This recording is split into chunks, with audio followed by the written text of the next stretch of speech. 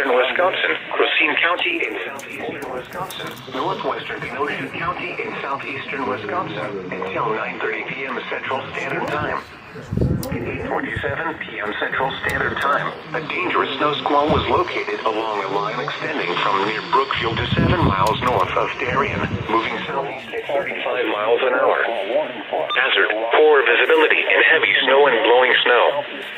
Wind gusts greater than 30 miles an hour. Source: radar and webcams. Impact: dangerous, life-threatening travel. This includes the following highways: Interstates 94 and 43. Locations impacted include Elkhorn, Sullivan, Lake Geneva, Union Grove, East Troy, Williams Bay, Wind Lake, Rochester, Raymond, Wheatland, Yorkville, Genoa City, Walworth, Fontana on Geneva Lake, Sharon, Powers Lake, Browns Lake, Como, Waterford North, and Pale Lake.